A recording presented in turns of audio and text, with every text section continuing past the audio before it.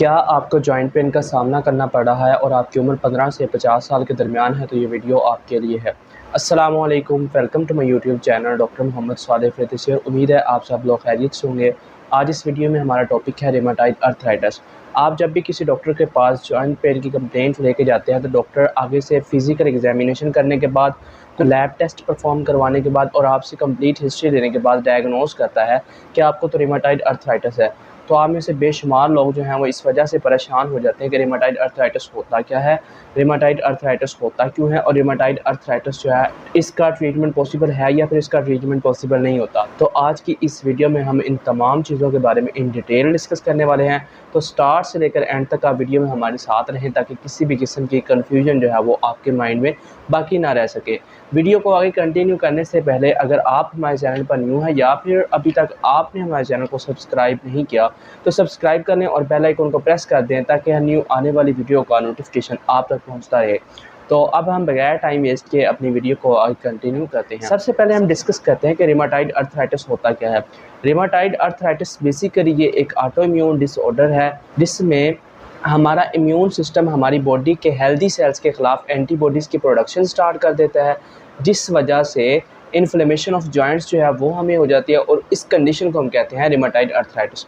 और rheumatoid arthritis mostly हमें 15 से लेकर 50 ईयर्स तक के लोगों में देखने को मिलती है। नेक्स्ट हम डिस्कस करते हैं काजेज़ ऑफ रिमेटॉइड अर्थराइटिस। जिस तरह हमने अभी डिस्कस किया कि रिमेटॉइड अर्थराइटिस जो है ये एक ऑटो इम्यून डिसऑर्डर है जिसमें क्या होता है कि हमारा इम्यून सिस्टम हमारे हेल्दी सेल्स के खिलाफ एंटीबॉडीज़ की प्रोडक्शन स्टार्ट कर देता है, जिस वजह से इन्फ्लेमेशन ऑफ जॉइंट्स जो है वो होती है और इस कंडीशन को हम रिमेटॉइड अर्थराइटिस कहते हैं। HLA एक एंटीजन है जो कि इन्वॉल्व होता है हमारी बॉडी के ख़िलाफ़ एंटीबॉडीज़ की प्रोडक्शन में। जब हमारी बॉडी में HLA एंटीजन जो है वो होता है तो हमारा इम्यून सिस्टम जो है वो एक्टिवेट होता है और वो क्या करता है, वो हमारी बॉडी के हेल्दी सेल्स के खिलाफ ही एंटीबॉडीज़ की प्रोडक्शन स्टार्ट कर देता है, जिस वजह से हमें इन्फ्लेमेशन ऑफ जॉइंट्स जो है वो देखने को मिलती है। और इन्फ्लेमेशन ऑफ जॉइंट्स जो है इस कंडीशन को हम क्या कहते हैं, इस कंडीशन को हम कहते हैं रिमेटॉइड अर्थराइटिस। और रिमेटॉइड अर्थराइटिस जो है ये मोस्टली हमें स्मॉल जॉइंट्स में देखने को मिलती है, जिस तरह हमारे हैंड के जॉइंट हो गए, फुट के जॉइंट हो गए और इसके अलावा नी जॉइंट और हिप जॉइंट और सर्वाइकल स्पाइन, ये वो जॉइंट्स हैं जिनमें हमें रिमेटॉइड अर्थराइटिस जो है वो बहुत ज़्यादा देखने को मिलती है। ये थी causes of rheumatoid arthritis. Next हम डिस्कस करते हैं sign and symptoms of rheumatoid arthritis. जब भी हमारे पास कोई पेशेंट आता है तो ऐसे कौन से साइन एंड सिम्टम्स हैं जिनकी बेसिस पर हम ये डिसाइड करते हैं कि पेशेंट को रिमेटॉइड अर्थराइटिस है या फिर इसे कोई और डिजीज़ है। तो अब हम डिस्कस करते हैं कि ऐसे कौन से साइन एंड सिम्टम्स हैं जिनकी बेसिस पर हम ये डिसाइड करते हैं कि हमें या पेशेंट को रिमेटॉइड अर्थराइटिस है या फिर उसे रिमेटॉइड अर्थराइटिस नहीं है। Number 1 pain, number 2 swelling, number 3 tenderness. जब हम उस ख़ास एरिया को टच करते हैं तो वहाँ पर हमें पेन जो है वो महसूस होती है। नंबर 4 स्वेलिंग, हमें उस ख़ास एरिया के ऊपर स्वेलिंग भी देखने को मिलती है। और उसके अलावा बाईलेटरल जॉइंट इन्वॉल्वमेंट, अगर एक हाथ में रिमेटॉइड अर्थराइटिस जो है वो हुआ है तो रिमेटॉइड अर्थराइटिस के केस में दोनों हाथ जो है वो इन्वॉल्व होंगे। ऐसा नहीं होगा कि हमारा राइट हैंड इन्वॉल्व हो और लेफ़्ट हैंड जो है उसमें हमें किसी भी किस्म की पेन या हमें इन्फ्लेमेशन जो है वो देखने को ना मिले। और रिमेटॉइड अर्थराइटिस का सबसे बड़ी निशानी ये है कि इसमें हमारी बॉडी की बाईलेटरल इन्वॉल्वमेंट होती है। इसमें क्या होता है कि हमारी बॉडी की एक साइड इन्वॉल्व नहीं होती, इसमें हमारी बॉडी की दोनों साइड जो हैं वो इन्वॉल्व होती हैं इन्फ्लेमेशन ऑफ जॉइंट्स की सूरत में। Weight loss, fever, fatigue and tiredness, ये वो साइन एंड सिम्टम्स हैं जिनकी बेसिस पर हम ये डिसाइड करते हैं कि हमें रिमेटॉइड अर्थराइटिस है या फिर पेशेंट को रिमेटॉइड अर्थराइटिस है या फिर उसे रिमेटॉइड अर्थराइटिस जो है वो नहीं है। डायग्नोसिस ऑफ रिमेटॉइड अर्थराइटिस में हमें 3 मेन पॉइंट्स जो हैं वो याद रखने हैं।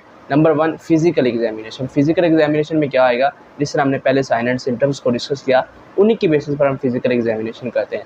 Number 2 x ray. एक्सरे में क्या आता है, हम जॉइंट्स की शेप देखते हैं, हम जॉइंट की स्पेस देखते हैं, हम जॉइंट में जो ख़राबी हुई होती है वो हम देखते हैं। Number 3 lab test.